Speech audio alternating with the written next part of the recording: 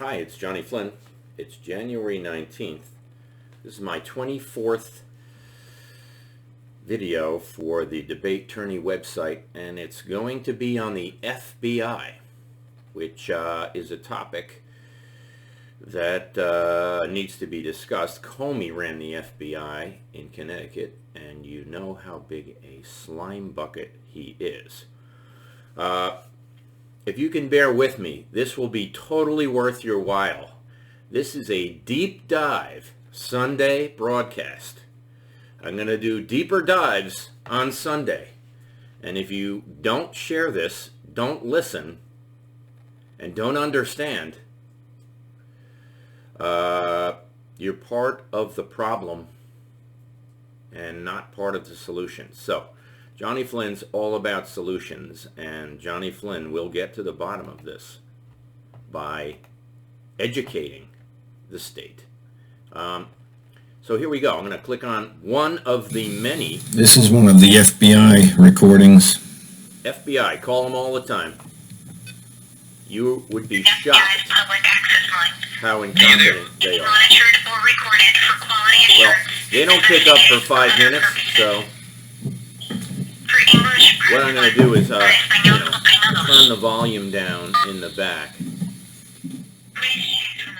and keep an eye on it. But if you go to the state's official website, jud.ct.gov, and you look up Johnny Flynn's name, you'll see hundreds of cases.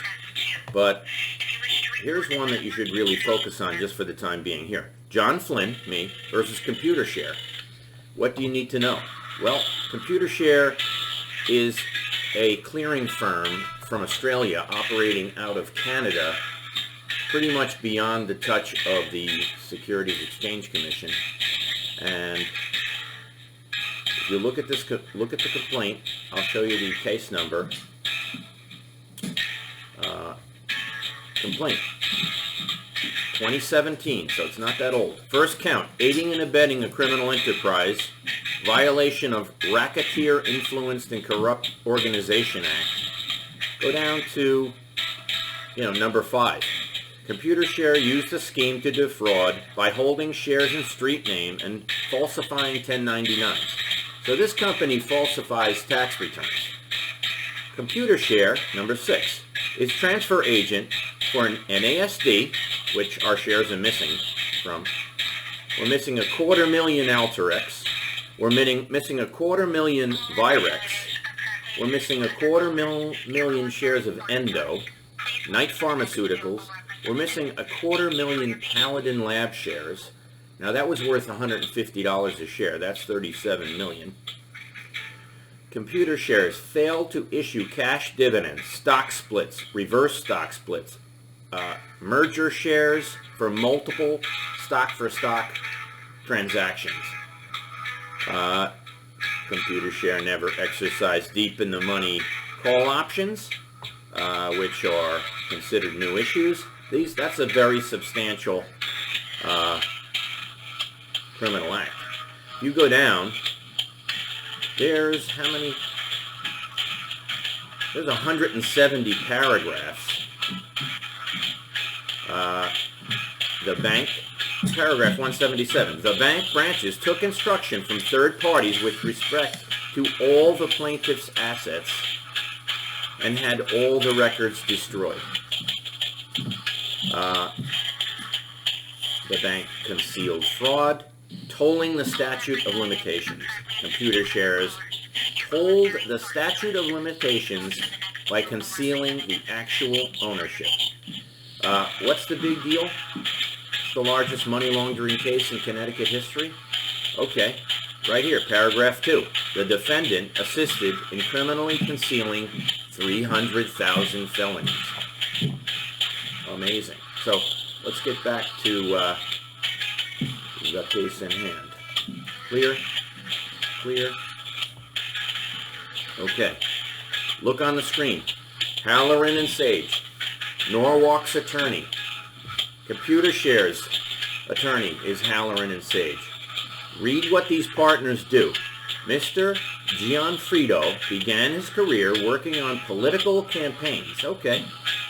He's a lobbyist, for Norwalk, and he's the House Democratic leadership in Connecticut and a Judiciary Committee staffer for U.S. Senator Richard Blumenthal. Mr. Gianfrido continues to stay active in political campaigns and serves as a consultant and election law attorney for several municipal and state races. So what's happening is, this guy's a lobbyist for Blumenthal. He's Norwalk's attorney with the campaign finance fraud of Washington Village, and working for Hines, I guess. He's they're the firm that's working for the Jason Milligan crap. Oh, and here we go. The phone's ringing. Let's listen. Is this like a domestic terrorism type hotline? Can we take the calls for the agents? Can I get your name? Johnny Flynn. J-O-H-N-N-Y? Yep. F-L-Y-N-N? Yep. And your telephone number? 203-561-0840. Who's this? Alright. My name is Morgan. What are you calling at the report, Johnny?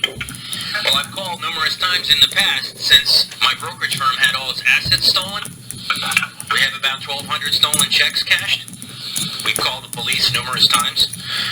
The police testified that they use informants all the time. They are not registered, according to the FBI, and they are not properly supervised. And our day trading machines were stolen. Do you know what a NASDAQ day trading machine is? I do. Okay. We had our machines stolen. Okay. And they have been used thousands of times, which is a problem since they're tied to my bank accounts, which I'm not getting statements for. And I called the SEC. You understand that local police believes that the SEC has jurisdiction, okay? Okay. The SEC does not recognize us as a member. That's a problem, don't you think? If I have NASDAQ workstations, and NASDAQ and FINRA and SEC do not recognize me as a member, don't you think there's a problem with that? Do you understand? I do understand. Okay, so how many hundreds of thousands of trades should I allow that are going undocumented? We have no statements, no bank account statements, no checking statements, no brokerage statements, no focus reports, no ledgers, no confirms, no trade tickets, no supervision. Who is approving all of this? So whenever you I've called you guys in the past, and I complained that Stanford, okay, whose jurisdiction it is, correct? You sent informants, plural, more than one, to kill us. Now, Chief Nappy of East Haven testified that they use all types of informants, A. B. No discretion was used, okay? I'm of the opinion that since I received a threat, a deadline, and a ultimatum, that I was a foreseeable victim, correct? And that people would not have immunity, understand, for their actions if they were illegal, especially since they're not registered with the FBI. I just want to know, how many criminal acts are being approved? Who's the handler? Who's supervising all this? And how come there's hundreds, if not hundreds of thousands of stock trades that are illegal, that were executed, that we don't have the paperwork for, while the SEC, who's the federal government, is saying they don't recognize me as a member? Therefore, okay, I've slipped through the cracks. Agreed? Local police have done absolutely nothing except threaten us. They stood between my business contracts with Fleet Bank, Fleet Securities, U.S. Clearing, Bank America, Fleet Bank Boston, NFS, ADP, Fiserv, Fidelity. I can go on and on and on. Quick and Riley. There are 30 firms that have benefited from this criminal action, which has been obviously approved, okay, or it wouldn't go on for this long. I want the evidence. I want the handler's name. I want to know. Because this is enormous misconduct. Do you realize that if someone got my machines, if they were placed in the wrong hands, they could bring down the entire NASDAQ stock market? Do you understand that? That you can execute, here we go. If you can execute 100,000 shares per minute.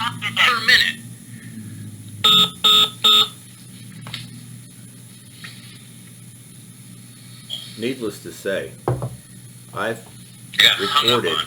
about 50 conversations with the FBI, and they have been threatening me, and they have showed up at my house. So if you are wondering what the federal government's doing with Comey at the helm of the FBI, they have arranged money laundering through Richard Blumenthal's attorney. That's why I'm running for U.S. Senate.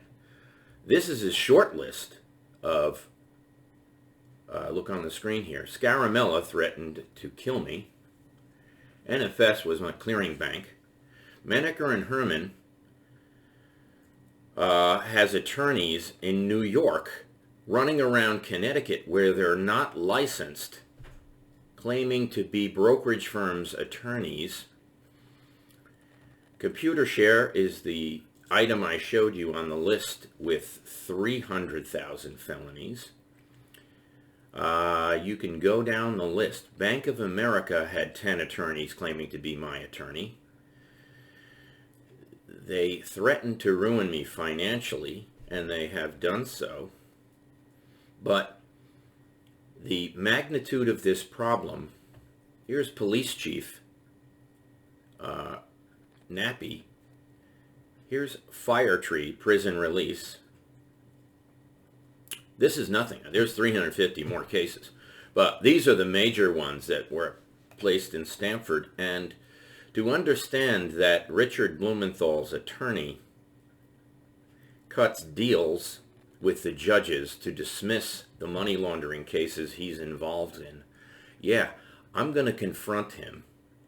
And I would like people to know what I'm talking about when that day comes in 2 years when I do debate him. I don't understand how a U.S. Senator can be pulling this many strings, federal crimes, as Attorney General, and now a U.S. Senator working. I think they've committed over 35 types of crime. You only need to do about 10 of these criminal acts to qualify as a kingpin. And his attorney at Halloran and Sage is associated with Biff Halloran. Google it. The guy's a made man in the Genovese crime family. He was indicted for price fixing of cement prices in 1985. He put all his money into hedge funds. And now his brother, I guess, Ed, is running Halloran and Sage, Norwalk's attorney, taking money from all the developers and funding the Democratic National Committee. I have a problem. It's against the law. Can people please share these items, talk about it, and unearth the largest money laundering scandal in U.S. history? I mean, I'm not the only brokerage firm that was carried out.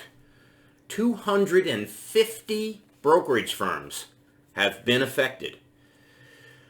Yeah, it's supposed to be highly regulated. What it is highly controlled, and organized crime is working with who I believe is the FBI of Connecticut to transact transactions all across America. Look at the complaint. Look at the details. I can bring up case after case, 300 cases.